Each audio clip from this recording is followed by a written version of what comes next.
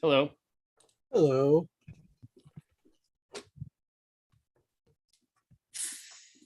I'm gonna mute a lot tonight because I have really violent yawns for some reason. Nice. Will you win with the background and the shirt again this week? He's going to win that every week. Just give up. I'm not even trying. Your tree looks like Charlie Brown's. Doesn't it? Comparison. It's like sitting on my shoulder. I could just do this.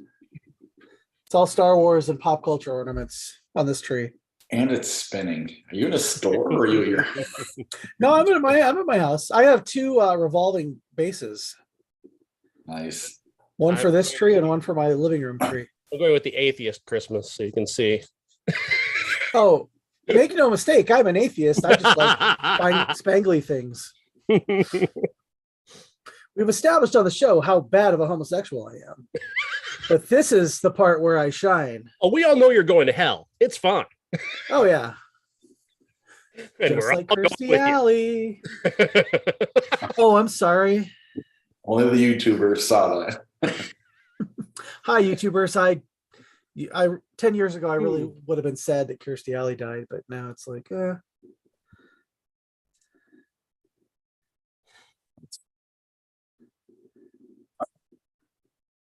All right. Anything that you guys want to discuss before we go live? I don't think so.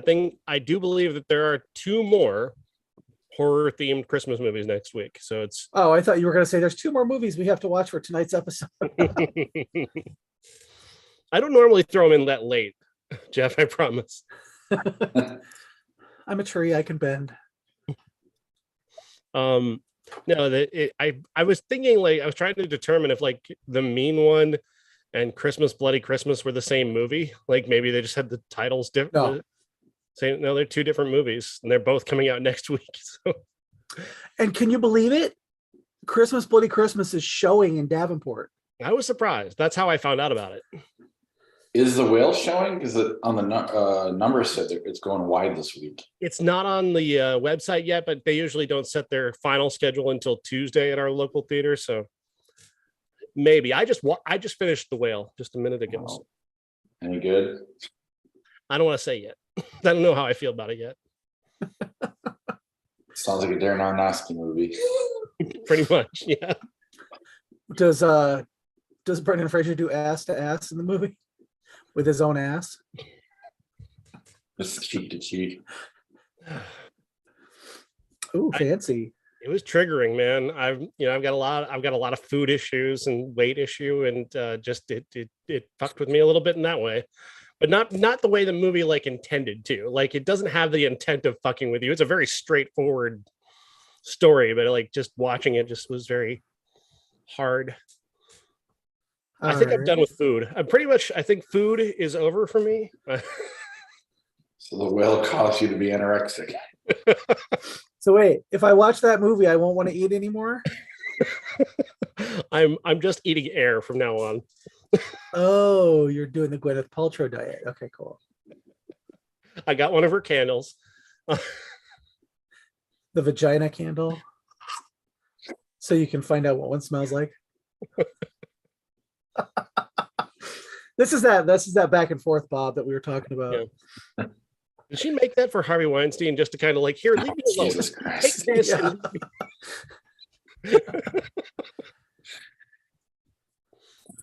Oh God. Thank God no one watches on YouTube. All right. You guys ready to go? Yeah. We're gonna do this in real time, like Gene did. Yep. Yes, we are. And it'll be 3.5 hours long. Wouldn't be the Welcome. first on the show. Yes, that is true.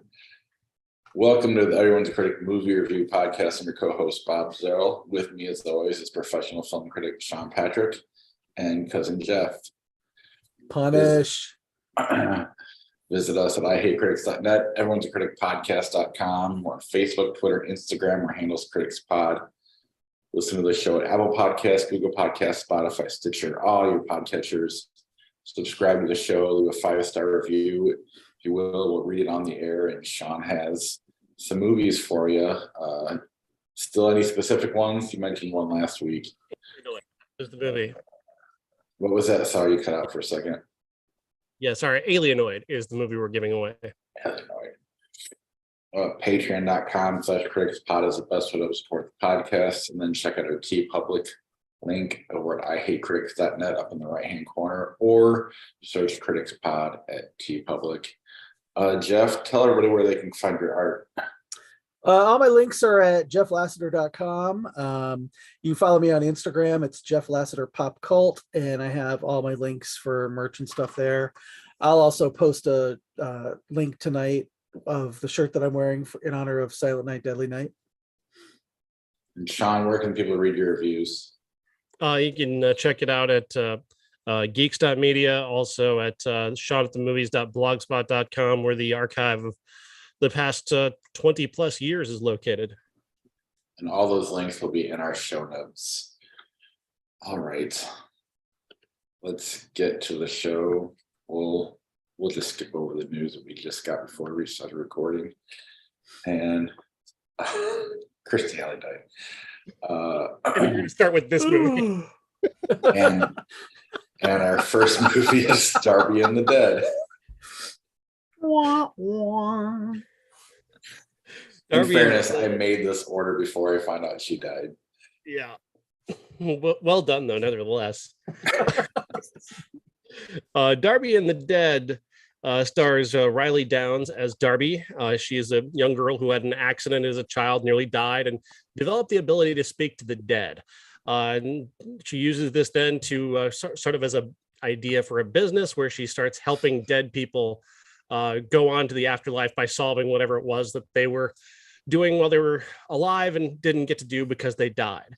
And she doesn't make any money doing this, but she calls it a business nevertheless. When things change, when a character played by Ali Cravalho, who is this mean girl at school, dies while she's bullying Darby, and then she comes back and is a dead person Darby's trying to help her get to the afterlife, or forcing Darby to help her to get to the afterlife by throwing a massive party, or she thinks that will a massive Sweet 16 party will be her perfect send-off to get her to heaven. But I mean, obviously that's not it. And obviously this is a story about Darby going from a nerdy kid to being a more open kid who's also getting over the death of her mother. So really, there's not a lot here.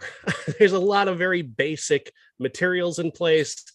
And what a movie like this does, of course, you know where this is going. Of course, you know what the arcs are going to be. You know the party is not the point. You know that the romance stuff, the teen romance stuff, is not the point. You need bigger jokes. You need bigger ideas to go with that, because these types of formula films are fine. You can do a formula movie like this and make it work. I can see a version of Darby and the Dead that works, but this one doesn't have any ideas to go with that. It just has the very basic presentation of the ideas of, nerdy girl becomes popular, learns valuable lesson, and dead girl, goes on to heaven after realizing her true purpose and whatnot. And they don't add anything to that. The movie isn't funny enough. The movie isn't dramatic enough. It's just not, it doesn't have anything else going for it beyond the concept of teenager talks to the dead and helps them go on to the afterlife. There's only one good thing about this movie, and it's Tony Danza. So what does that tell you?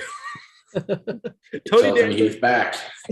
He delivers the only good performance in the movie, or at least the only memorable one, is a guy who he's passed on, and he's decided to stay around until his wife dies, and then they can go into the afterlife together. And that's kind of a charming idea, and he's very sage and helpful, and he seems kind of invested in this more than anybody else does. And I wanted more of his interaction with Darby. That was kind of the best thing about the movie, but he kind of gets shuffled off in the second half and doesn't come back until the third act, and they don't really give him a good send off aside from him getting the best joke in the movie, which is the only time I laughed is him getting very excited about his wife entering hospice. So wrong. It's the one good joke in the movie, though. It's funny. His It's true. enthusiasm for that is funny. That's it, though. That's all that there is to sell this movie. Did you watch it, Jeff? I wouldn't say I watched it, but I had it on. It I happened in a room adjacent to you. Yes, I was in a room with this movie. It started off as like, okay, you know, a teen comedy kind of, okay, this is fun. Oh, it's kind of She's All That. It's kind of, you know, all these Pygmalion stories but with dead people. Yeah. And I gotta be honest, I lost interest about halfway through because I knew exactly what was going to happen. They telegraph everything at the beginning. I really wanted to like this movie because I liked the actors in it. I thought they were, you know, they're all winning, but it was just kind of like wrote by the numbers. I don't know. I didn't love it. And this is kind of up my alley because I like all those 90s teen comedies and I like dead people and horror stuff, but it was fine. This is what you watch at a sleepover when you're 13 and you're like, oh, that's so funny. Oh my God, I want to be popular. Yeah, did you watch it, Bob? I watched the trailer and then I was like, I'm not a film critic. I don't have to watch this. It's probably best for the podcast if I do, I guess. But what am I going to give you? 30 seconds worth of my opinion and then we move on. I'm too old for this and I just don't care. Well observed. So I apologize. But I did watch the trailer, if that means anything. Well, you probably saw the movie. If trailers are... Yeah. Kind of what I figured. And if I was home, I worked the entire weekend, so I never had a chance. Like if my daughter was around to watch it with me, it'd have been one thing, but I'm How do you think it ends, Bob? How do you think it ends? She gets out of her shell and is happy. The ghost goes to heaven. I don't know. Yeah, that's pretty much it. Everything's tied up in a perfect little bow. Yes, absolutely. Yep. Oh, and she sees her dead mom, who she thinks went to heaven, but she's been hanging around to watch her until she was ready. Does hell exist in this movie at all? On screen. I mean, Unintentionally. We're all in hell. Yeah, unintentionally. This is the kind of movie that unironically has a makeover sequence, so that tells you a lot too. Nice. All right. After Yang, I did watch this one. Oh, nice. After Yang is the latest movie from Kogonada, director of Columbus with John Cho, which is one of my favorite films of the last few years. And this one's about a science fiction film set in the very far future about a family that has adopted a young daughter, and with that they adopted a robot son to be her older brother and kind of caretaker and also kind of keep her in touch with her roots. And then one day he just stops working. The robot brother, he just stops working, Yang, and they have to figure out whether or not they can save him, bring him back to life, have him, bring him back as who he was, or whether or not he's just going to be recycled or thrown away or whatever. And along the way, they managed to obtain his memories, and Colin Farrell spends much of the movie kind of going through those memories, and the movie becomes this really wonderful, beautiful meditation on the idea of what makes a person a person. What do your memories add up to? What does it tell you? What does someone's memory of you tell you about yourself? And that is just extraordinarily well accomplished. I don't think this movie is as good as Columbus. I still think Columbus is a far better film, but I think the ideas here that Kogonada is working with are still just utterly brilliant.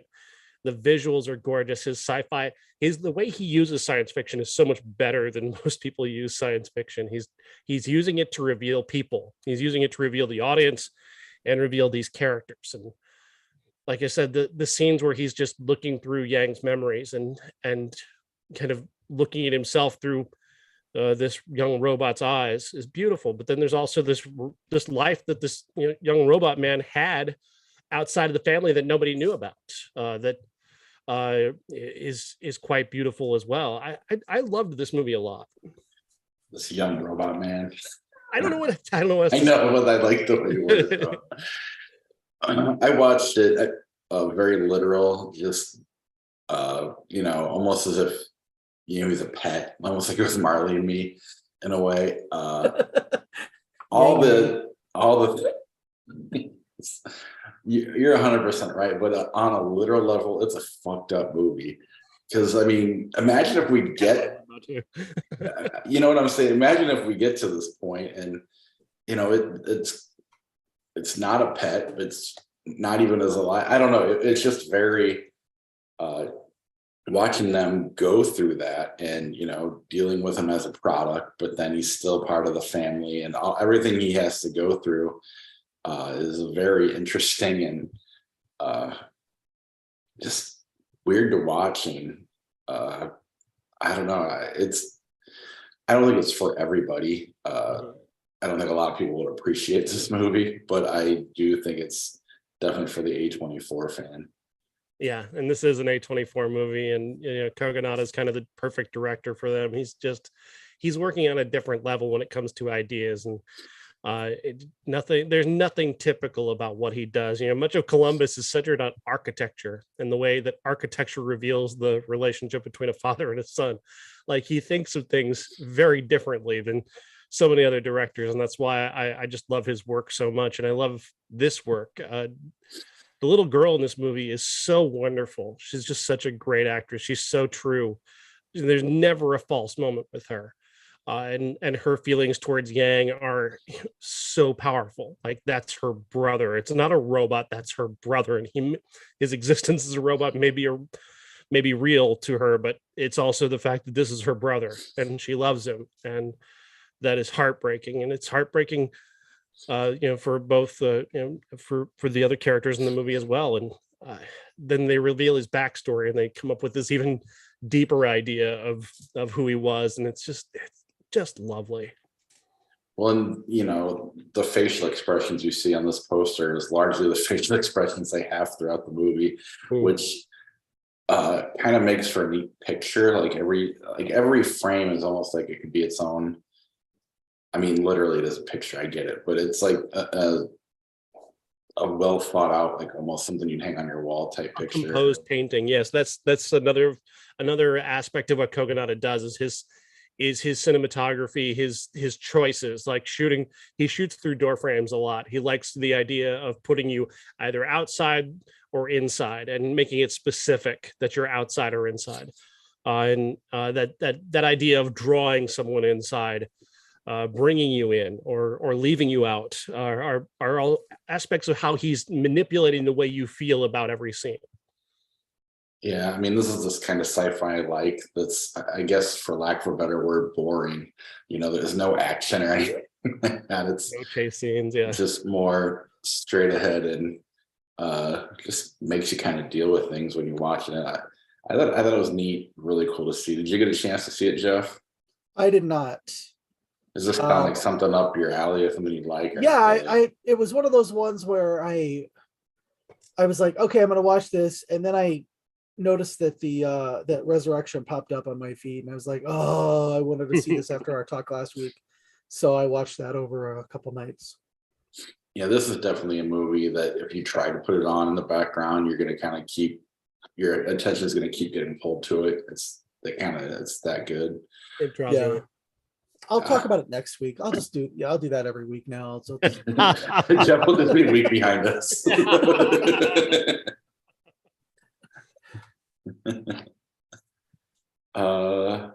Harbinger. The Harbinger. That's the wrong I version. was gonna say, I think I actually rented this one. I was like, this cannot be what Sean was talking about. I actually had to turn it off because I'm like, Yeah, really? definitely not the same movie. Came out in 2022 Okay. though. Wow, so there are two movies called The Harbinger in 2022.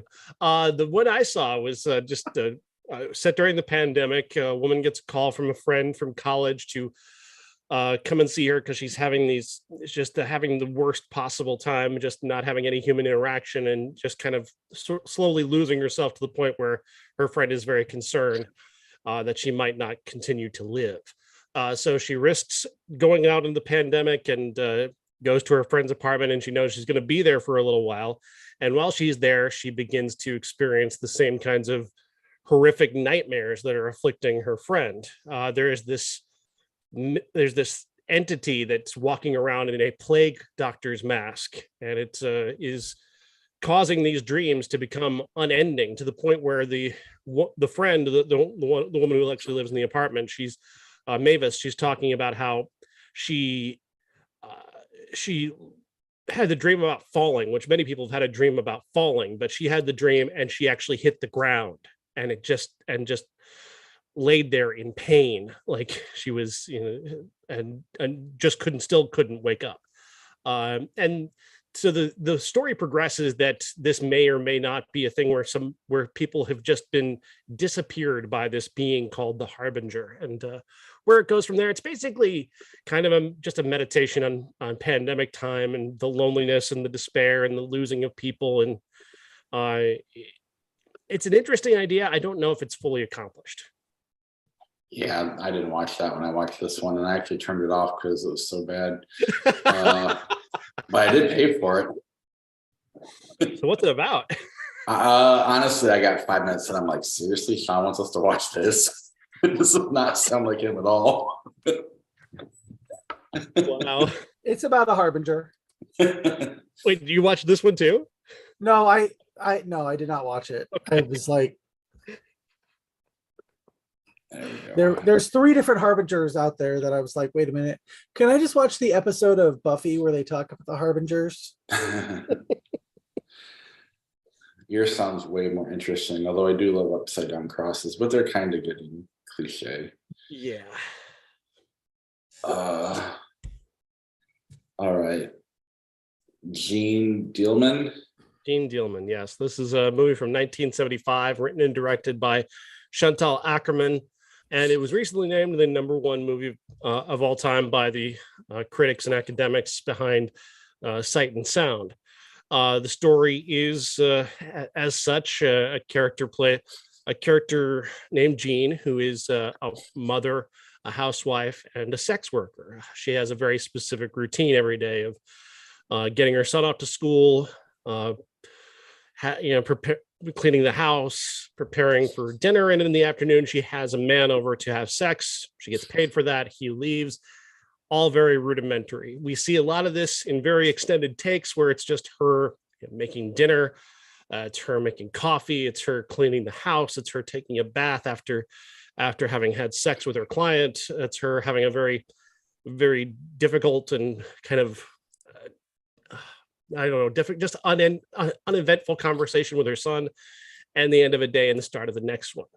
The movie is 3 hours and 17 minutes overall of kind of presenting her very mundane routine in a very extended form. And while that can sound like this is going to be boring, the reality of it is that what Chantal Akerman is actually after here, at least in my reading of it, is that this is what life would be like under an extreme patriarchy, where a woman just lives to serve men. Her entire existence is about serving the needs of men, whether it's a husband or a sex worker client, or if it's her son, or even if it's just watching a neighbor's baby for an hour. Her life is in service to them at all times. And how soul-crushingly boring it would be to not have any type of life of your own, to have your life defined by what you are to men in this society. And that's really what Akerman is going for here throughout, is to say that if you were to force women into this extreme patriarchal life, you're condemning them to a life of unending boredom and pain and heartache. And why would you want that? Why would you want that for anyone? And that's my reading of it. You can have a different reading of it. That's fine. That's another great thing about what Ackerman does here, is that she leaves the whole thing open to how you want it. So there's these extended scenes where Jane Dielman is just making dinner. She's just preparing a meatloaf, and your mind is just there to wander around the scene and figure out what's interesting to you, and kind of think about what you've seen before and ponder what could come next. Or it's just, again, you're just there to witness this routine until we get to the final day, when something finally does happen in a very significant way. And that too is yet another revealing moment of what it would be like to live under this extreme and the extreme reaction to that extreme. And in that way, I found this movie rich and exciting and unique, unendingly fascinating. I think Delphine Seyrig delivers an amazing performance. She's so compelling, even as she's just going through her shower routine. Like, it's just so simple. But then you've got Ackerman, the director. She's so good. So like, a lot of people would have to have reams of dialogue to explain that she's not just a housewife, she's also a sex worker. And you'd have to go through and you'd see them making arrangements for the sex act, and then the sex act itself and all that stuff. She tells you immediately that Jane Dielman is a sex worker simply by having a man leaving her house. They have pleasantries, he hands her a few bucks, and he leaves. The whole thing is just well explained, just that way. The second client, we see him arrive. They walk down a hallway. They go into her bedroom. Then slowly the lighting changes in the hallway from daylight to nighttime. He comes out fully dressed. He leaves. Again, it tells you everything you need to know about this encounter without having to tell you anything with dialogue. That's just incredibly good direction. I love this movie. Jeff? Hated it. No, I'm reducing it. But all the things that Sean said are true, especially the part about it being 3 hours and 17 minutes long. I used to be the person who was like, oh my God, I would talk about movies like this and try to get everybody to watch them. I don't have the attention span anymore. I get what they were going for. She was definitely had her, I'm going to do this in real time so you see the crushing mundanity of this woman's life. However, my life is plenty crushing and mundane, and I read the description that something changes her life, and I thought that would be towards the middle of the movie. Not gonna lie, after about an hour of watching her take a bath in real time, and I was like, wait, what everything was in real time. And I'm going to be perfectly honest with you, I fast forwarded through much of the mundane things, because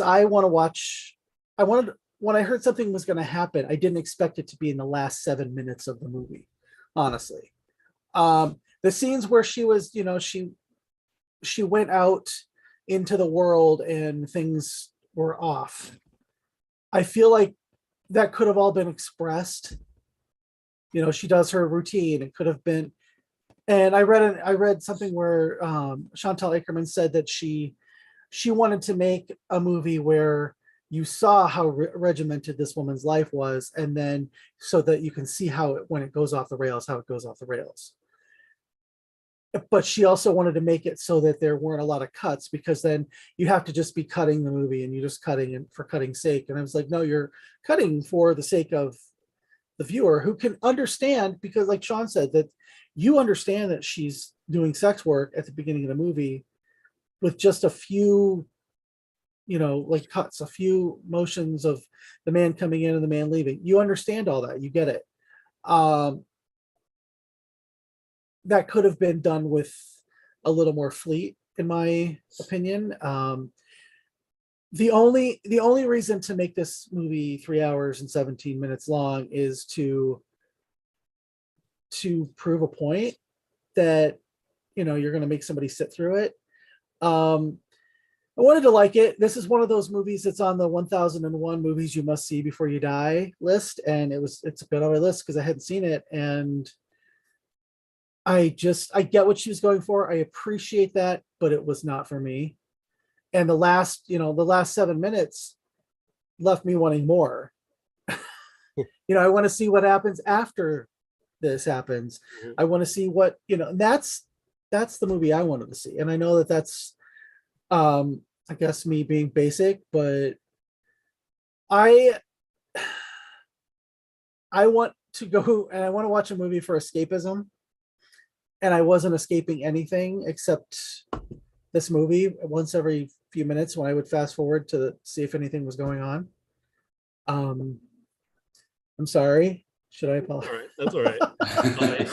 Well, no, it's easy to sit here and just pretend you like it.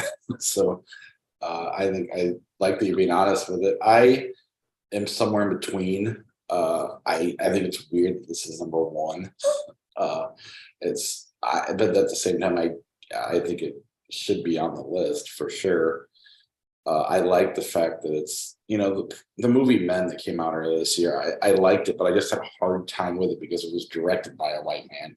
And, I would have almost rather seen that story from a woman's perspective versus his. And if this were directed by a man, I'd hate this movie. But there also would have been a problem with it too. It just would have been different. It wouldn't have been the same movie. And that's what I appreciate about what she was going for with it. I do think it's very good, but it's almost too gimmicky for me to call it the best movie of all time. I think that's a little bit of a stretch. I almost, it's good that it's there because it made us watch it. But at the same time, I think it affects my opinion of it a little bit. If it was just on the list somewhere, I'd be like, okay, I get it. And I do get it, but it's hard to put this above like Vertigo and, some other movies that have been at the top of that list before. If we were going through the list of 1001 movies that you should watch, and we were doing that every week, and this came up, I would possibly appreciate it more. I just feel like I get what she was going for, and I can appreciate what she was going for.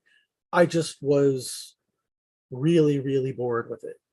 That said, had I had to write a review like Sean did, like if I wrote Sean's review, that would have been fun. Like talking about this movie the way Sean did is entertaining. If there was much of a I agree with everything he said, so I don't know how much of a discussion we can actually have. Other than just like I agree. Yeah, three white guys are gonna have a hard time having that conversation, and I felt weird having that conversation in the review and talking about that from that perspective, because I'm a guy and I don't know what it's like to have and a friend of mine, my best friend, literally said to me, you'll never understand this, and I agree. I won't I'll never completely understand that from the perspective of a woman, especially now considering the abortion situation. So I still, what though, she was right, but this gives you an appreciation, because I did appreciate. Right. I got the mundanity of her life and how, she just saw no hope in her life. I got that and I appreciated that. I just feel like it could have been done in 2 hours instead of 3 hours and 14 minutes or 17 I think the length is intentional. I think it's a fully, I know. I think it's a taunt and a challenge for you to people who if you think you can endure what life would be like for a woman in this situation. And I absolutely cannot. I refer to it as extreme patriarchy because I think, first of all, people are going to be stupid and just try to go, well, that's not the direct definition of extreme is what I'm talking about. Yeah. I don't think this is necessarily people call this movie they call it realism. And I think this is much more outsized than that, because I think in reality, Jean Dielman would have a lot of different options that she could take on any given day. But under an extreme oppressive patriarchy where things have been decided for her, and I think there are aspects of that Eckerman hints at but doesn't spell out, that she's been kind of pushed into this, and she was raised and indoctrinated into this situation where she's constantly serving the needs of men or if she's not serving them, she needs to be in a place where she can be to serve them in case they need something. And I think that's I'm reading that, but I think that's there. I think that's the reason why she's sitting there just trying to find a good cup of coffee is because it's in case some man might show up and need something of her, because that's what she's been told to do her entire life.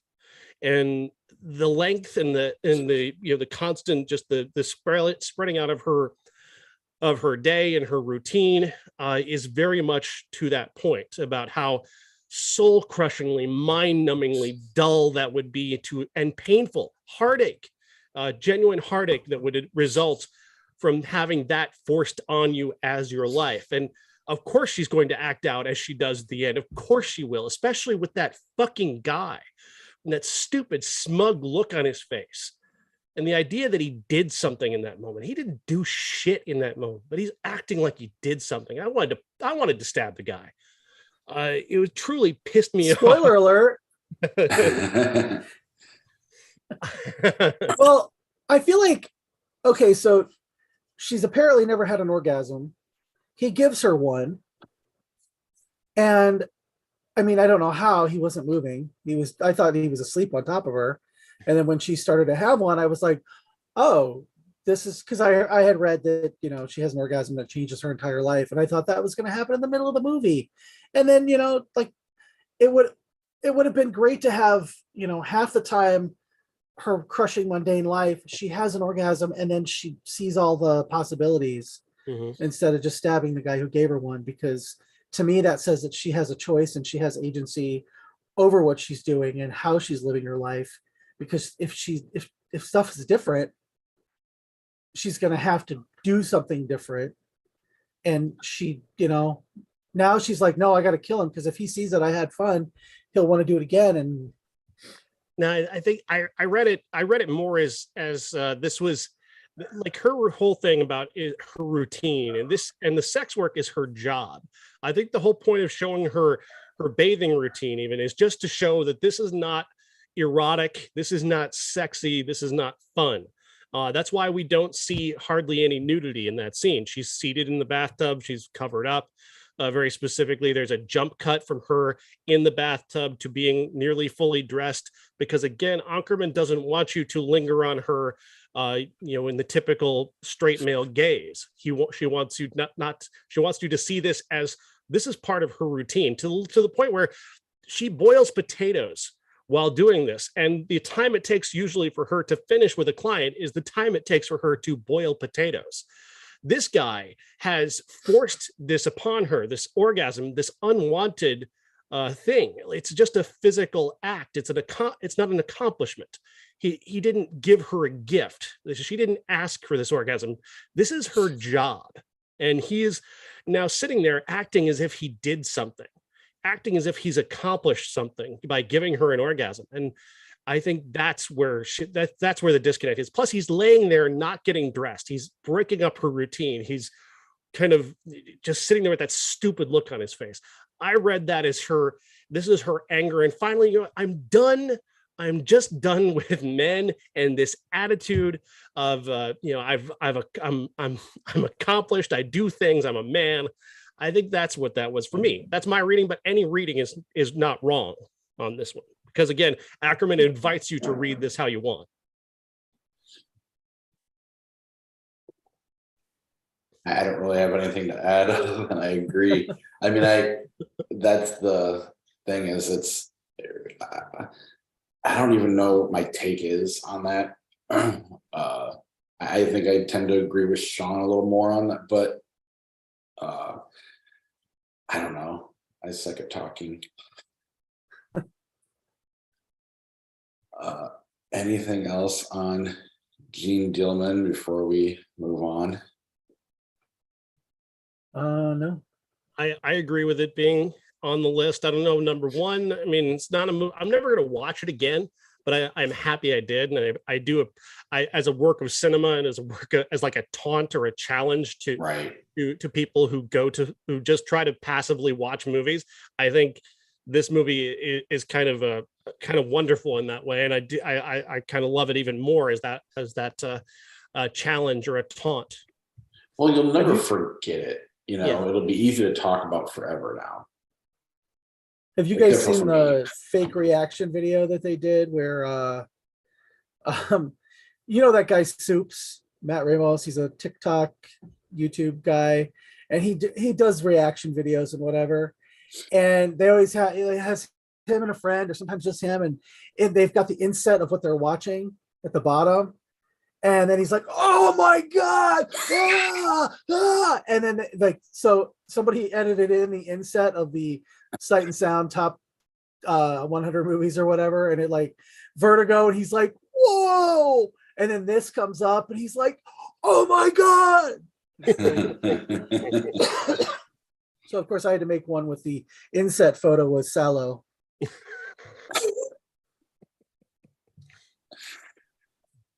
We do love Sallow on this show. Oh. Big fan, especially when Zach watched it. Oh Lord. All right, it is on. We watched HBO Max. Is that where we saw it? If you want to be taunted, it is there to watch. A lot of the Criterion movies are on there, and stuff that you aren't necessarily going to be able to order right away on Blu-ray or DVD because they're not the most popular ones, so they're not, you can't just walk into Barnes and Noble on the half price sale and buy them. Yeah. But like this, that's where I watch this. A lot of their stuff, if you go through the list, the 1001 movies, a lot of those movies are on there. That's how I'm going through it, is watching HBO Max. Unless we make them classics, so this podcast will make it hard for you to get there. Just kidding. Up next, I go from a classic to Violent Night. Violent Night stars David Harbour as Santa Claus. This version of Santa Claus is sad. He's drunk. He's thinking that nobody cares about Santa anymore. Meanwhile, happening in the story is kicking in with a very rich family, the Lightstone family, gathering for their Christmas. There's a father, a mother, a little girl.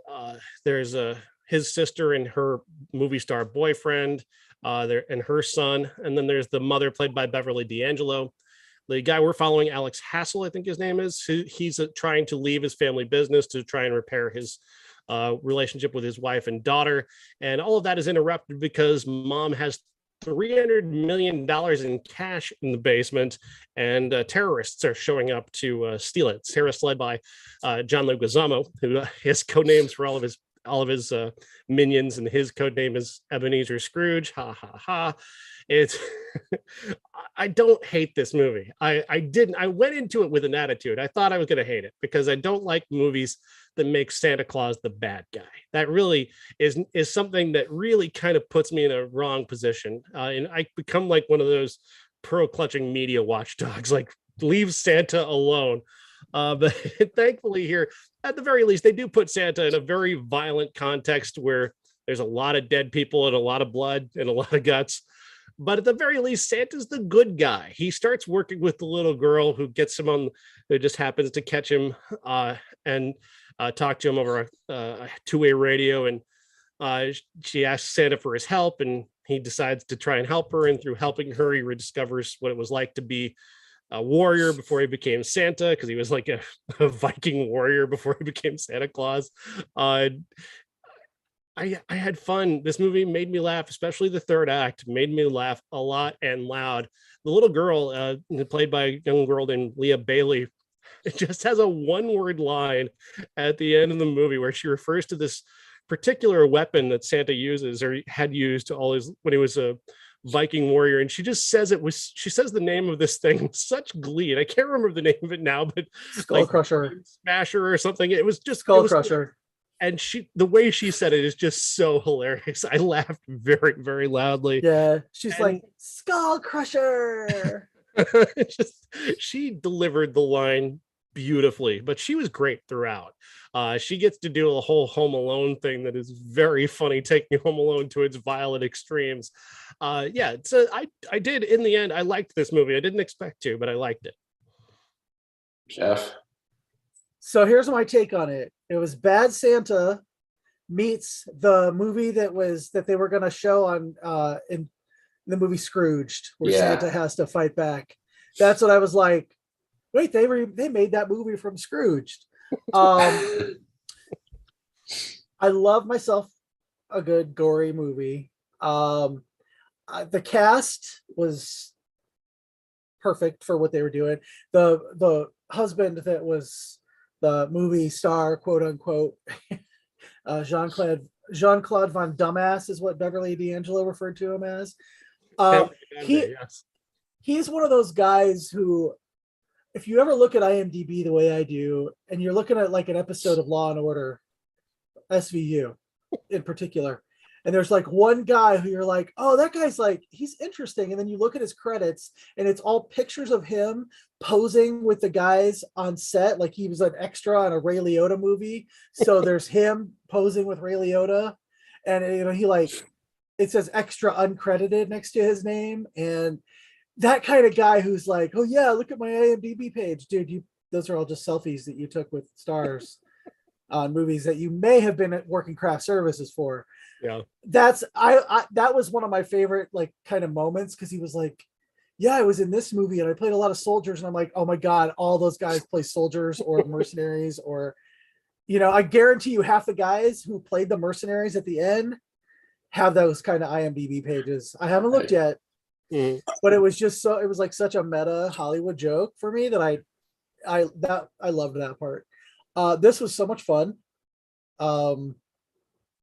Beverly D'Angelo, I thought that was good casting, getting somebody who's known for a Christmas classic into this. My only real issue with it was John Leguizamo.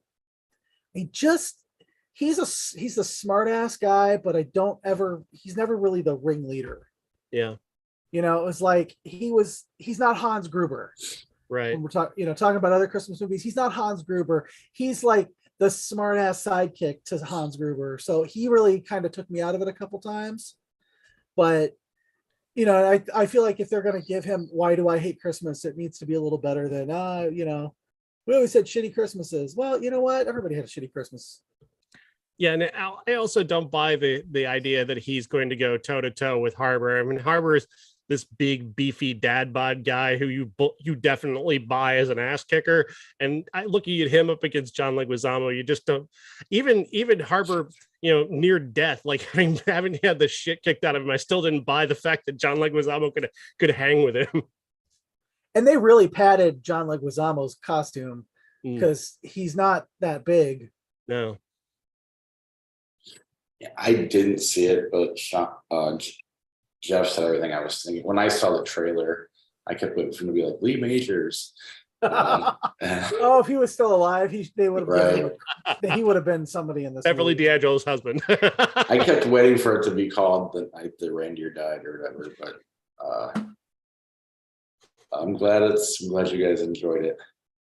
It was fun. It was better than I thought it was going to be, and I think that's the main thing that stands out for me, because like I said, I went into it with a bad attitude. Go ahead. I said it will be one of those movies that I watch. I don't know if I'll watch it every Christmas, but it'll be in my rotation of Christmas movies probably every year. How was your attitude going into Silent Night, Deadly Night, Sean, our classic? Well, he's not really Santa, so it's not triggering me in that way. So I guess that's okay. Silent Night, Deadly Night, 1984, directed by Charles E. Seller and starring Robert Brian Wilson as a young man who gets traumatized at a very young age by seeing Santa Claus murder his parents. He grows up in an orphanage. He's repeatedly punished by the Mother Superior there, and that she does not really care about his particular past trauma. She continues to sort of inflict it upon him over and over again, it would seem. He grows up to become a big strapping teenager, takes a job at a toy store where he ends up having to be Santa for on Christmas, and that's a terrible idea. Wish that hadn't happened. He ends up going crazy and starts killing people, and not particularly interesting ways. Oh, come on. I didn't find it particularly great. I didn't hate it. I couldn't get invested. I couldn't find the camp of it, like the really good camp of it just wasn't there. The repeated things of him saying like naughty or punish, Punish. it didn't make me laugh. I just didn't think that there was enough there. It just seems so thin. His, you know, the line between how he ended up where he ended up going, like the random babysitter that he ends up killing and her boyfriend, like was just, it just sort of happened. There wasn't any motivation to lead to that. And they just kind of come up with little set pieces to do that just didn't resonate with me. I liked the joke about repeatedly killing the wrong Santa Claus. That was funny. That has kind of had a potential there, but that joke doesn't quite have enough energy to it. Just like the whole movie really just doesn't have quite enough of the camp energy that I think it intended, but just doesn't have. And it also just doesn't have, without that, it doesn't have the scare factor. It's not a scary movie. There's nothing, the kills aren't particularly gory or interesting to me. See, I don't know that they were intending it to be funny. I found it like really dark but campy. So which is what was intriguing to me, I guess. Part of me spent the whole time going, I wonder what Toby Hooper made this movie, what it'd be like. Because I'm definitely interested by the trauma of the kid.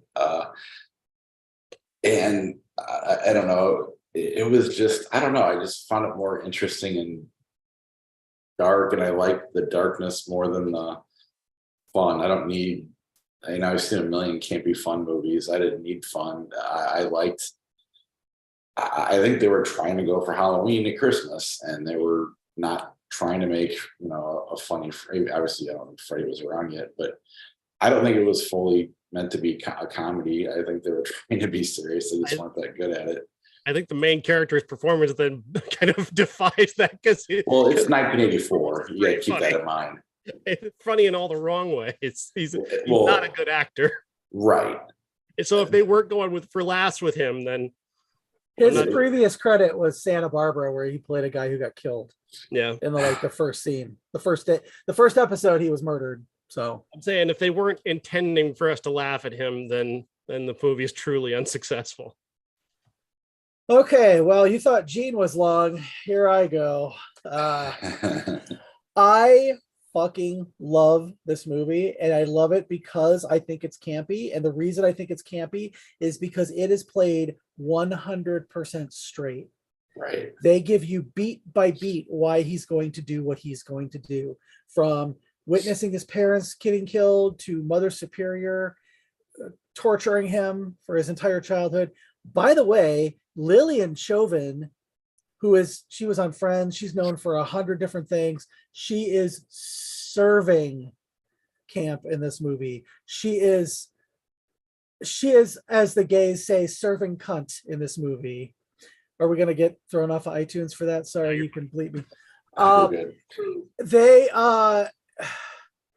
Every single beat in this movie it's like they want you to know that this kid is going to go bad and why he's going to go bad, and every shot is showing you why he's going to go bad. From, he's peeping on the two of the older kids in the orphanage having sex, and Mother Superior, what they were doing was very naughty, and they must be punished. Punishment is absolute.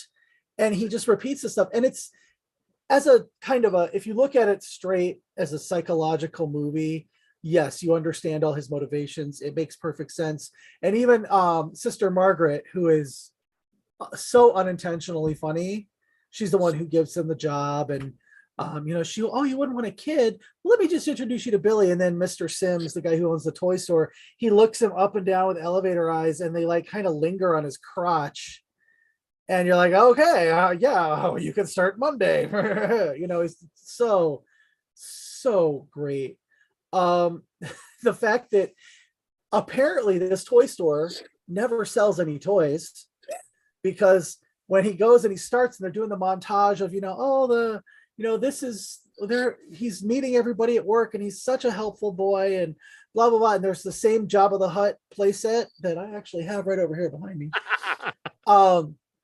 The same one is in the same place with the same figures next to it, and that never changes even on Christmas Eve. I'm like, I know it's 1984, and I know Star Wars was kind of winding down when it came to toys then, but you would have sold at least one to a clueless aunt. Anyway, and they still have Easter bunnies and stuff up. It's hilarious. It's unintentionally hilarious. But Sister Margaret, she says, like when they kill the Santa outside the orphanage, and it's like, oh no, it was a man in the 50s. Oh no, that was Father Delaney or whatever his name was. Well, they told him to stop. Well, of course he couldn't stop. Of course he's deaf. Who is a fucking deaf Santa? Come on. And they played that straight, not as camp, and that's what makes it campy. Right. Lillian Chauvin, just he will like Santa, he will sit on Santa Claus's lap and he will like it. And instead of having, I know that like historically nuns on film are portrayed as the worst people ever. My mom went to Catholic school, my aunts went to Catholic school. They all told me how bad they were, so I believe it. But the fact that she knows that this kid has a Santa Claus thing and she still makes him do this stuff, she's a sadist. And that's partially why he is the way he is. And I can't believe you said the kills aren't inventive. When he impales Linnea Quigley on the antlers, come on, Sean. You had to even appreciate that. Even you. If Terrence Malick did it, you'd like it. Oh, that's good. That's great. I love that. I've seen far more creative, and even in the movie Antlers. Oh God. I guess now that you've talked, just kind of here's my experience going through it. Early on, I'm like, part of me is wanting it to be a different movie, like having somebody who knows what they're doing and make the movie. As I get through it, I'm like, if you did this realistically, he'd just be in a mental asylum the whole time. It'd be kind of boring. So then it works out that it has to be this bad movie. But because he's 100% right, because it's bad is what makes it watchable. And then, which is the weirdest, it's kind of like a better version of The Room. They're being completely genuine with what they're doing, which is a very dark idea, but I don't know. I found it way more interesting and enjoyable, and a movie probably never would have seen if it wasn't banned because of the idea of what it is. So I guess though, there's kind of probably what hurt it for me is that it has that reputation of having been so transgressive at the time, and it just feels it feels kind of mundane now compared to things I've seen since then, and it's certainly not something that should have ever been banned. It's not. Well, it was bullshit at the time. Yeah, that's when you get the Mama Bear blog people who, have too much time on their hands, so they're not going to take the time to watch. They're just going to see a Santa Claus arm with an axe. Oh my God, a killer Santa! We have to ban this movie. Well, just watch it. It's so dumb. Your kids are not going to be scared by this movie. When I watched it back in high school, and I didn't really remember it. The only thing I remember is while we were watching it, my friend had a crucifix on his wall, and Jesus literally fell off the cross and got caught up in the rope that was for the curtains. And Bungee Jesus. Yeah, he almost like I've since changed the story around and said his neck got caught, was hanging, but he really just kind of got caught up in the rope. But that made for a fun experience. But I couldn't remember the movie. I just remember that, and that's all I ever associated this movie with. I was 12 when this came out, and I remember, I saw the commercial for it, and I've loved horror movies since I was 7, and my parents took me to see the Amityville Horror because I'd already read the book at 7. I loved horror movies. I was like, oh, I want to see this movie so bad. That's great. And they pulled it, and they weren't going to show it. And I was really pissed until it came on a video cassette, and the guy down the street let me rent it, even though he didn't ask my parents first. Well, yeah, and I remember my video store, even in like the late 90s, had you must be 18 to rent, which was annoying. Again, it builds it up to be something that's not. Of course, when Jesus falls off the wall, that adds something to it.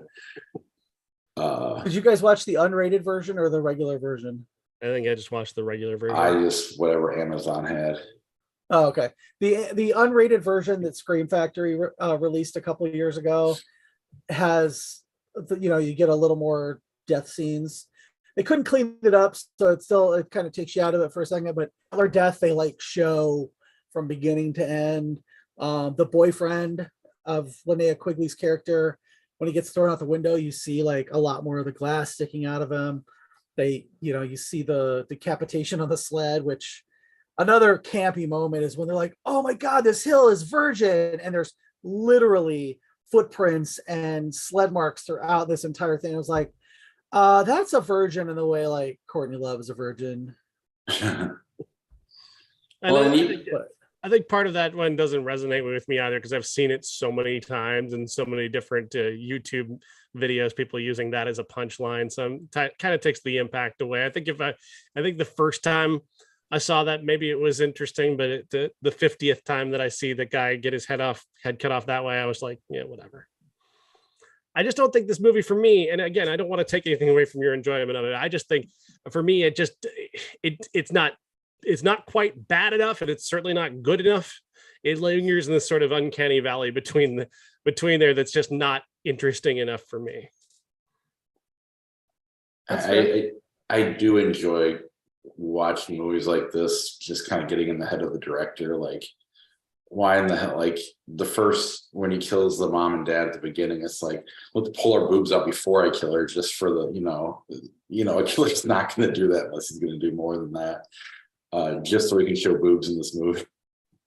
I don't know. That's the one thing I could have probably done without. But it's still just fascinating that, like you were saying, why does he go to that teenager's house where they just show him fucking on a pool table? There's no reason for him to be there, but because they get there, it makes it kind of funny because it's stupid. It makes no sense. Mm-hmm. But then they know he's going to go back to the orphanage, even though there's no reason for them to know that. The payoff of whether or not he's going to kill the child, and the payoff was kind of just okay. I mean, this is not high art by any means. No. This is not gonna. No, there's no like. I did like have you been naughty? No, I've been. Have you haven't been naughty at all? No, Santa Claus. So he gives her a fucking box cutter. I mean, it's so stupid. I was listening to a podcast maybe a year ago about just these kind of horror movies, and just someone likes horror in general. And their take was, lately there's been too many high art horror movies like the Ari Aster movies that they're ready for the camp to come back again. And I don't know, there's people that truly do appreciate how bad this is as a work of art, if that makes sense. I am one of those people. Yeah. I love this kind of movie. I absolutely love. See that appreciation of it. I can understand it. I don't feel it, but I can understand it. You have to watch everything. You have to watch Darby of the Dead. And like I said, I do. I love like camp horror movies. I like Orphan. To me, the recent Orphan sequel is a wonderfully camp horror movie. That movie is so completely bonkers, over the top, weird, crazy, stupid, poorly made. I love it. And that might actually land that on my top 10 list this year. I enjoyed that movie. It's one of some of the most fun I've had at the movies this year, is that silly, stupid movie, but it's silly and stupid in the most effective and wonderful kind of way. So I'm the oldest person in this podcast right now, and I'm cool with that because I actually lived through the slasher boom of the 80s, the late 70s and 80s. And this, like, every holiday got its own slasher movie after Halloween. Well, okay, after Black Christmas, after Halloween stole we'll talk about that later this month. But as each holiday got their horror equivalent, this one, it was inevitable. There was Christmas Evil. Have you guys seen that? Yeah, that sounds familiar. For this one, where Fiona Apple's dad plays the Santa, the guy who was obsessed with Christmas. So I recall it. I don't recall much of it. But the we should make that our classic. That one is bonkers. You think this is fucked up. That one is, it's this is the one everybody remembers, but like real, like, I don't want to say real horror fans, but real like deep cut horror fans who like the cult stuff love Christmas Evil. And you know, Christmas, there's Don't Open Till Xmas, there's Silent Night, Deadly Night, Christmas Evil, you know, all Silent Night, Bloody Night, all these like Christmas horror movies that really were riding that wave of holiday horrors. Mhm. You know, Friday the 13th and Graduation Day and you know, all of that. So I was around to see that happen in real time, and I think that's possibly why I have such a soft spot for this movie. Seeing the controversy, not being able to go to Showcase Cinemas in Milan and see it, and very disappointed about it. My dad was even going to take me. That's how much, you know, I wanted to see this. But I think that's why I have such a soft spot for this movie and that whole slasher genre. And I'm hoping, while I love Hereditary and Midsommar and all The Witch and all these elevated A24 horror movies, I will sit and I would watch this 3 times before I'd ever watch Gene again. I know you're not really a metalhead, but have you ever heard of the band Ice Nine Kills? Yes. Do you like them at all? My son's obsessed with them, and I've kind of like, they're like show tunes meet metal. It's kind of neat. That sounds awesome. You'll have to, maybe we should do a bonus with other records, Sean. They basically take all the singer's favorite horror movies and he just makes songs about them. Usually the songs are better than the movies. Like his Child's Play songs way better than Child's Play. But again, it's very screamy and but I don't know, it's just weird. I just wasn't curious if that was something you were into or not. I wish. You know, I think they should actually remake Jean, whatever her last name is. Do you know who should star in it? Lindsay Lohan. Oh, Jesus Christ. I just want Sean to hit me. You just got to get your compulsory mention of Yes, Lindsay Lohan. I told you this was going to be a Lindsay Lohan bashing podcast from now on. I am fascinated by I googled the Christmas horror movies, and there are just so many of them. And like the fact is, next week we have 2 of them. One of them, another one that's actually being released theatrically. Like it was kind of, which just kind of shocked me. But then you looked at, like, I was looking at things that I've written about before, like a movie called Sleigh Bells, which is about Christmas and 3 girls showing their boobs and horror. But the one that I hate, the one I truly hate, the one that gets to me on that level of don't make Santa the bad guy, is the Bill Goldberg movie. Santa's Sleigh. Santa's Sleigh. That movie is fucking garbage. Not just because Bill Goldberg can't act for shit. That is just a shitty movie from every possible aspect. You don't like a Jewish Santa? I don't like anything about that fucking movie. I find it fascinating that there's like James Caan's in that movie. And as much as I would It's all enjoy Jewish. seeing Chris Kattan have his head cut off, I mean, Well, the whole cast is Jewish. That's the joke, but it's yeah, not a good movie. awful. But he met his wife on that movie, so. Ugh. I'm down for doing a Christmas horror episode anytime, because there are so many. Like Better Watch Out. Well, even like Rare Exports, some of the newer ones. Yeah. Krampus. Yeah. As we're recording it, it's Krampusnacht, so we should.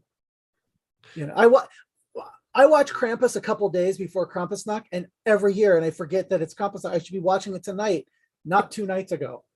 But it was on my Vudu, and I was like, "Oh, I haven't watched this." So I didn't love that one either.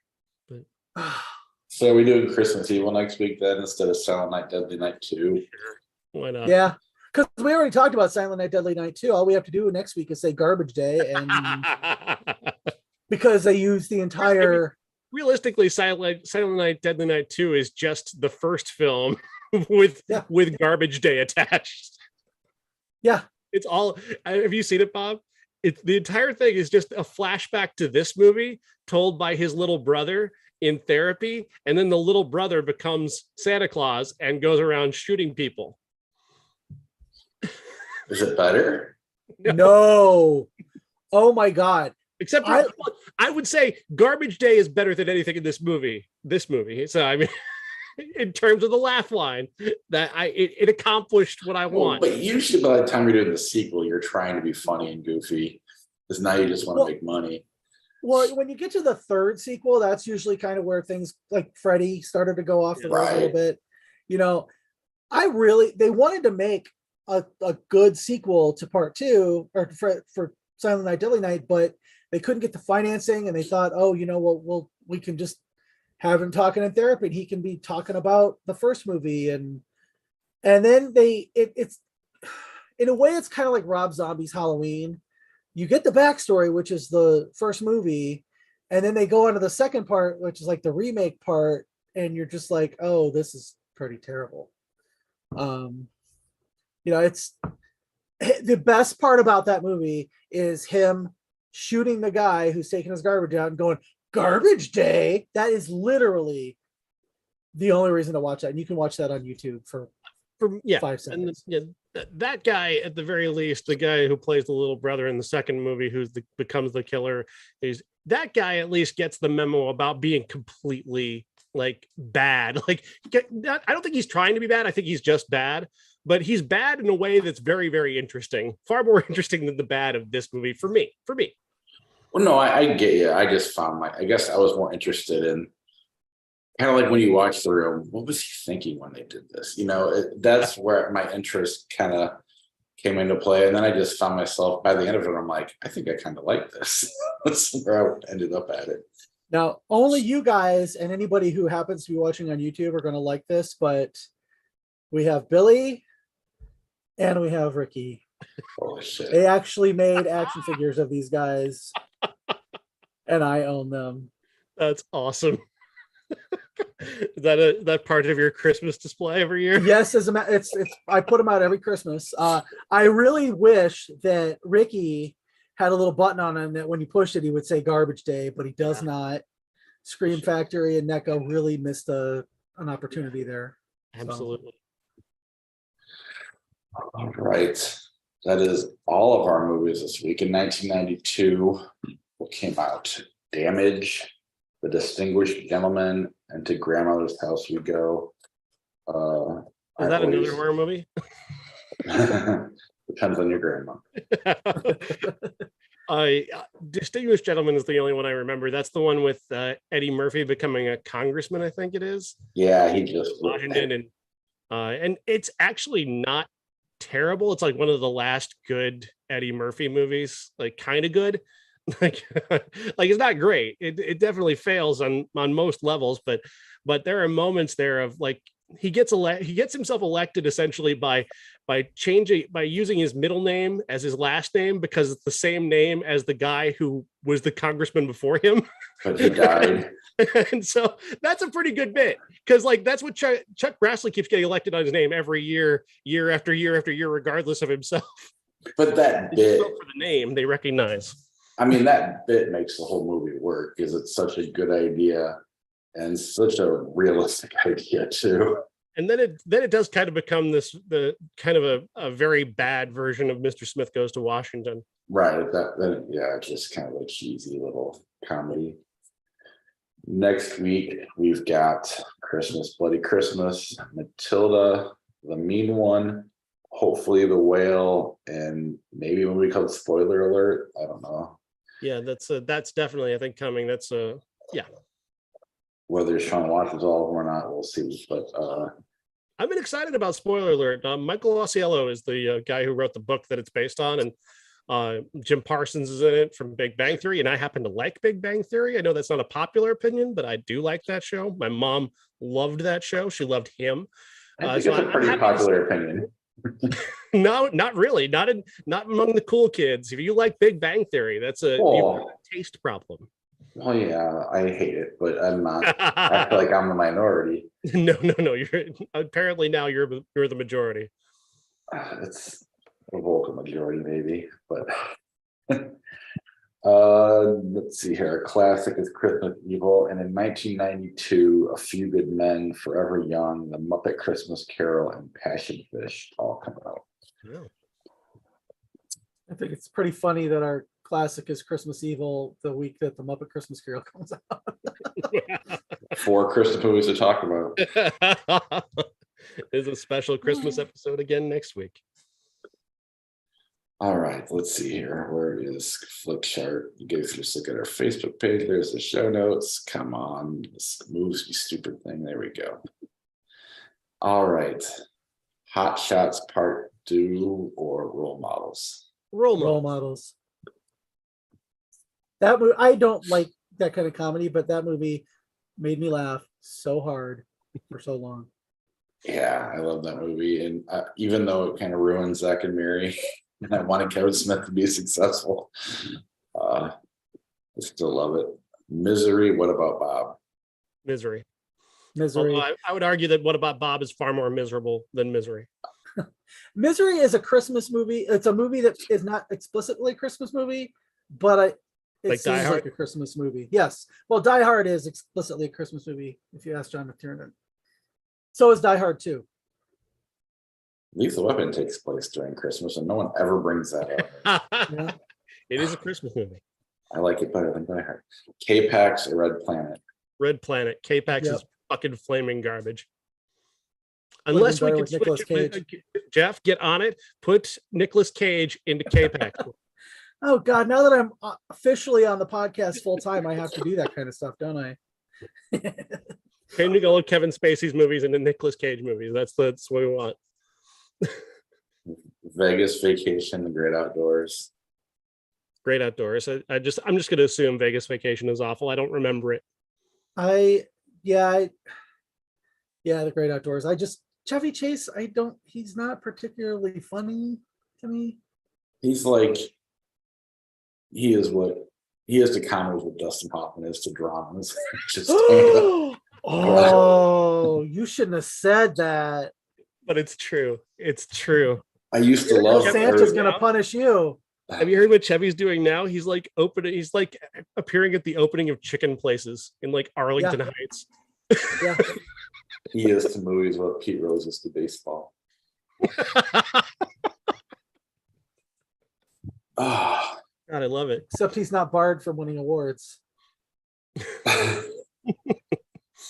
He's not intentionally barred from winning Well, awards, but he's not okay. winning awards. He's not barred. He's not going to win any, but he's not barred from it. Out of Sight, Artificial Intelligence. This is tough. I like both of these movies a lot. I'm going to go with Out of Sight. I think Out of Sight is the more rewatchable version, so I'm going to go with that one. I have not seen AI in 20 some years. I got the DVD for $1 at a swap meet not too long ago, but I'm going to say Out of Sight. I finally watched that a couple of years ago and I really, really, really liked it. Yeah, I agree. I'm not a big AI fan. Captain Marvel, Diamonds Are Forever. Captain Marvel. Captain Marvel. Sicko, The Men Who Stare at Goats. Sicko. Men Who Stare at Goats is such a great idea, and I'm baffled how they fucked that up. Yeah, I'm going to go with Sicko too. I enjoy Michael Moore's movies, even if sometimes he's a little much to take. Castaway, Ratatouille. Ratatouille. Ratatouille. Read The Abyss, The Amityville Horror. The Amityville Horror. Yeah. The first horror movie I ever saw in the theater, like I said earlier. Do you like it? I actually do. First of all, you get James Brolin in his tidy whities. Second of all, there's just so many little parts of it that make it. It's one of those ones I can watch over and over. I don't necessarily have to sit and watch it every time, but from the dorky looking real estate agent, and she senses something, to Rod Steiger, to Aunt Liz, the from Another World, who played the nun who pukes, does the movie puke, where it's just like whatever she can hold in her mouth. I I admire some aspects of it. I think the only thing that keeps me from liking the Amityville Horror is the whole thing that goes around where people are like, oh, that was a real thing. Fuck Yeah. off. Fuck off. It's not based on a fucking true story, you fucking morons. Well, Otherwise, it's a well accomplished horror film. The fucking those fucking Conjuring people, whoever the fuck their name is, those Ed and assholes, Lorraine Warren. Ed and Lorraine Warren, continue to ruin a lot of good horror. Are you telling me that they're not real? See, I like The Conjuring better. I don't know. As a kid reading the book, checking out from the library from the nonfiction section and actually buying into all that bullshit was fun. And then I thought, I didn't think it was that accomplished. I thought it was kind of a mess. But I haven't gone back and watched it in a long time. I don't know. That experience reading the book as a little kid, hiding it from my parents because I wasn't allowed to read it. I don't think you'll go ahead. Oh, you want to hear a funny story about me reading that book? Yes. So my parents got the book and I was fascinated by the picture of the house on the cover, with the flies on it. And so I read it. My mom was, what are you reading? And I said, and I showed her, she's like, you should be reading that. I'm like, no, it's really good. I really like it. I was probably 7 years old, 7 or 8. I don't remember when it came here, but it came out in 79. So I was like 7 or 8. And I finished the book and my parents went out and I had a babysitter, and I was always that kid who did whatever the fuck they wanted whenever they wanted. And I would trying to crawl up into the cupboard and get a tub of frosting to eat with a spoon. And that kind of stuff. That's why I have a weight problem. That's why I need to watch The Whale. Anyway, my parents came home and I came out of my bedroom and my mom was like, what are you doing up? And I meant to call my babysitter a horror, like the Amityville Horror, but I was 8 and it came out as she's a whore. Everybody's face just like, what the fuck did you just say? And I was like, she's a whore. And they're like, what? And I had to go run and get the book out of my room and be like, hold it up. She's a whore. She's a whore. So then everybody laughed and thought it was funny, and I didn't get in trouble for being up past my bedtime. So Fear and Loathing in Las Vegas or The Skeleton Key? Fear and Loathing. Skeleton Key. That was fun. I agree, but I like Fear and Loathing a little bit more. Hoosiers, Top Secret? Top Secret. Top Secret. Sure. I don't like feel good sports movies or feel bad sports movies. I like feel bad sports movies like Rocky. Like Alive, when they all get... I haven't seen either of these. Yeah, I'm not seeing Easter Parade, that's for sure. It's Practical Magic, Men of Honor. Now we know what to watch for Easter, though. Practical Magic, Men of Honor is just it's a snooze. Yeah. We used to go to the movies like at midnight on Friday nights, and we actually went to Men of Honor. The midnight show. It was awful. You slept right through that one. I tried really hard because I wanted to, like, if De Niro was in it, I wanted it to be good, and I pretended everything he did was good at the time. As many people did at that time. Even though it was 3 a.m. and I'm just wrapping up the movie. Grumpier Old Men, First Blood. Gotta be honest, I love Grumpier Old Men. I'll watch that tomorrow. So I'm not gonna watch First Blood again unless I'm forced to. So yeah, it's Grumpier Old Men for me. I'll probably agree, but I think that First Blood was actually probably Stallone's one of his best performances. Yeah. Before he just became this ultra Reaganite guy who, let's go kill all the people in Afghanistan and Russia. Yeah. And he became Rambo. Are we He gonna should have win died in First Blood.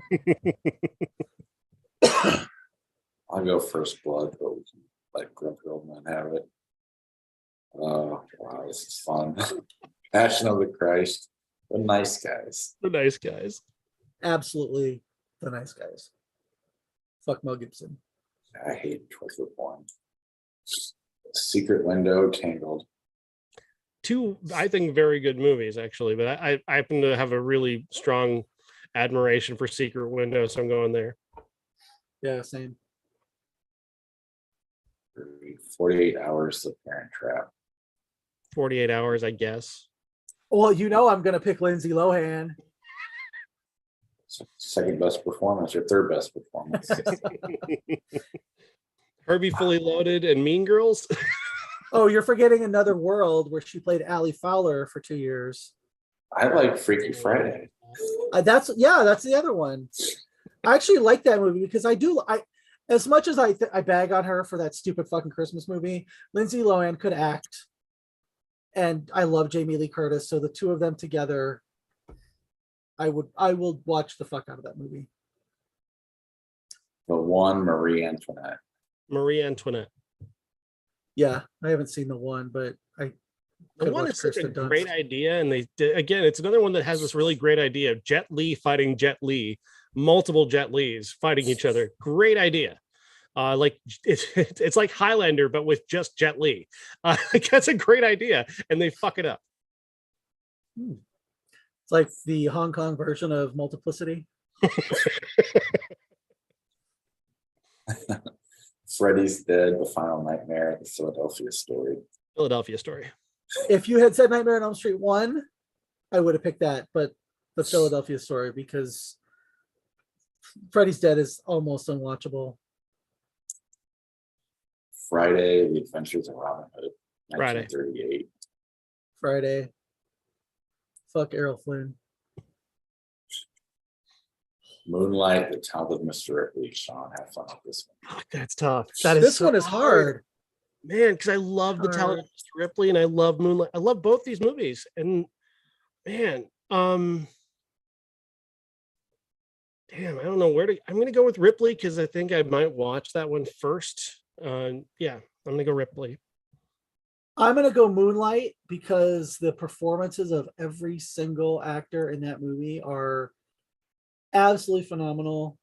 Ripley is gorgeous. I mean, so is Moonlight, but when they announced for real that Moonlight won the Academy Award for Best Picture, I about lost my shit because that movie, I watched that movie 3 times in the theater. And I don't do that unless it's a Star Wars movie or a Friday the 13th movie. I'm picking Ripley because I think a lot of that has to do with the experience of seeing it for the first time, and it definitely was for me a transformative experience seeing that movie. The way because it changed kind of the way that I looked at movies for the first time. 99 was like the year that made me as a somebody watching movies, and that movie in particular, the way I watched it is kind of making me pick that over Moonlight. I think Moonlight is just as well, if not better, or even better accomplished. But I've got a history with Ripley. We should really do a Patricia Highsmith adaptation show sometime because there's some really good movies out there. Strangers on a Train, one of my favorites. I'll go The Talented Mr. Ripley. Why are you so homophobic, Bob? Aren't they? Aren't both movies? It's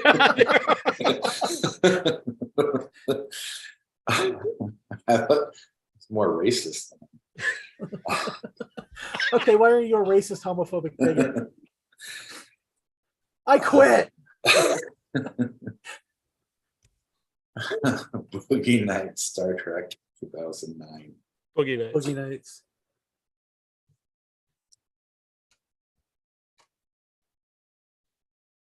Artie Lang's Beer League, Saving Mr. Banks. I've never seen Beer League, and I wouldn't see Beer League if you paid me. That's fantastic. True Grit 2010, Saving Mr. Banks. True Grit. True Grit. Creep Show, Pocahontas. Creep Show. Yeah, that movie is Creep Show is slightly less of a hate crime. Oh my God.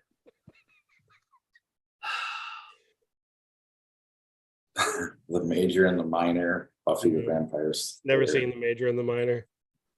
I love Buffy the TV show, but the movie is terrible. I'll pick Changing Lanes. Changing Lanes of Buffy the Vampire Yeah, Slayer. Changing Lanes. Agreed. I hate Kirsty Swanson too. Yeah. Fern Gully, The Last Rainforest, Creed. Creed. Oh, we're gonna have to watch Fern Gully in a couple weeks for Avatar, right? Same movie. Only Fern Gully is a little less animated, isn't it? Yeah, a little less cloying too. Empire Records, Practical Magic. Empire Records. I have never seen Empire Records. Wife's favorite movie. That is why I Love You Man, Platoon. I Love You Man. Yeah. I love you, man. I'll go Platoon. I feel like I'm always defending that movie. I don't know why. Room, Wet Hot American Summer. Room. Yes, but Wet Hot American Summer is just It's very fun. hilarious. Room is the better movie though. And Bob, you Jeff, you won't get this. You're not a wrestling fan, but Bob, there's a large contingent now that are comparing Paul Rudd's character in Wet Hot American Summer to Orange Cassidy in AEW, and it's just kind of the perfect. It's so perfect.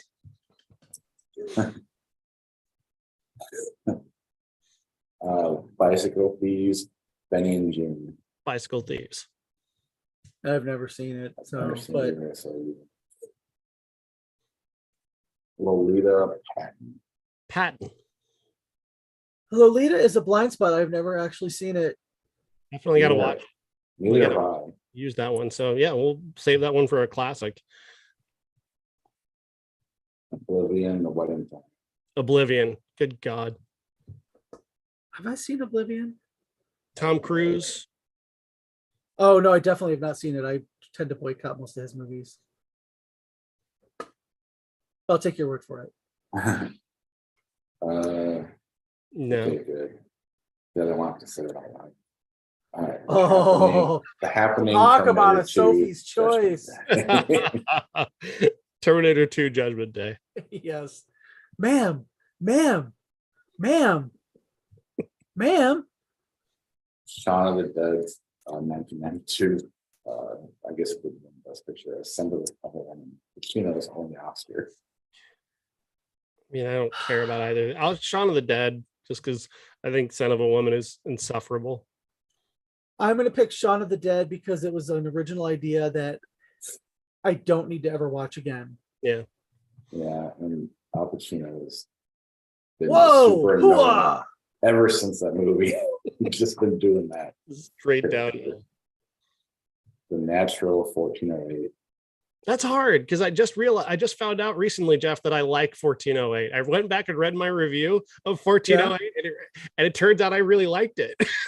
I liked 1408. That's I my do too. choice. I hate The Natural. I think it's a piece of shit. Yeah, I don't care You at guys- all about the You Natural. guys already picked 1408. So there you go. 1408 is my bank PIN code. Good to know. What Hot American Summer, School of Rock. School of This Rock. choice would give Amy an aneurysm. I'm going to say School of Rock. Mary Poppins, The Big Sick. The Big Sick. I'm going to say Mary Poppins because this is the movie that made me really want to punch Zoe Kazan. Really?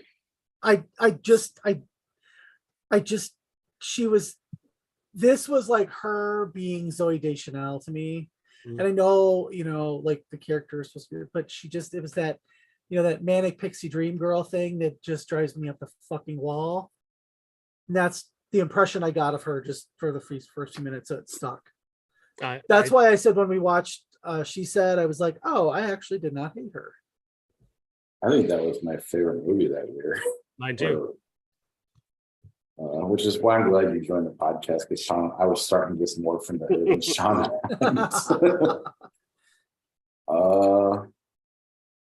Joe Bell, The Rock. The Rock. Joe Bell is terrible. It's a terrible film. It's just so saccharine and syrupy and Total bullshit. I mean, yeah. Jingle all the way, Logan's Run. Logan's Run. Yeah, I recently finally watched Jingle All the Way. I got it for $1 with the You I paid was unopened and it had the voodoo code inside of it. And I'm like, oh, I'll just, I sold it for $5 on eBay and I kept the code and I was like, oh, this is really horrible. And Jake Lloyd was the best part of the movie. If that tells you anything. No, I like Jake Lloyd. He's yeah. Anyway. In and Out of the Town. The Town. Yeah. In and Out for being a movie about a gay guy was pretty, or having gay themes is pretty homophobic to me. Doesn't age well. Yeah. No. The Black Cauldron, Accepted. Accepted. Yeah. Hard Candy, The Farm of Tomorrow. That's an animated short from the 50s. Hard Candy, Murder on the Orient Express. Hard Candy. I don't hate Murder on the Orient Express, but Hard Candy's a better movie. True Grit, Exit to the Gift Shop.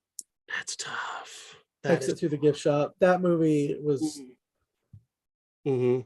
that just never seen it. as an artist, as somebody who does art and enjoys Banksy and saw the Mr. Brainwash show when I lived in New York, and it was, it's like, oh, this guy is just he's Well, that movie- obviously Banksy. For a documentary to have that kind of narrative thrust is so, I mean, it just it almost plays like a mystery at times, which is kind of fucking awesome. Yeah. I'll go with that. I can go with that. I've never seen it. Wander Darkly, The Birds. Wander Darkly. Never seen it. Have I seen it? Sienna Miller, Diego Luna. It's a good movie. Oh, I know we remember talking about it. Toy Story, The Bank Job. Toy Story. Toy Story. All the funny stuff happened at the beginning of this, and now I'm just trying to find a way out. Die Hard, The Crime of the Century. Never seen The Crime of the Century, though I want to. Die Hard, Practical Magic. Die Hard. Like 4 times now. No, it's Die Hard, obviously, but Transformers, Dark of the Moon, Rambo 3, last one. Rambo 3. Fishing with Seriously. Gandhi. Right. I hate Transformers enough to vote for Rambo 3. That's what I hate both of them enough to vote for Silent Night, Deadly Night. I would take Silent Night, Deadly Night over both of those movies. Oh, thank you. Thank you. We have finally converted Sean. Yes. Now we don't have to punish Thousands of movies I would rank it ahead of Rambo 3 and Transformers Dark of the Moon. So would we, though. You would do the same. So we all agree. Yes. So I think you have to put Silent Night, Deadly Night up against all these movies. I mean, if you put it in there, you could actually rank the movie specifically if you wanted to. Yeah, I know. We used to do Do that. that. And that's how I learned how to do that, was listening to the show. And then we just stopped doing it because I don't even know how to do it anymore. All right. That's the show. See everybody later.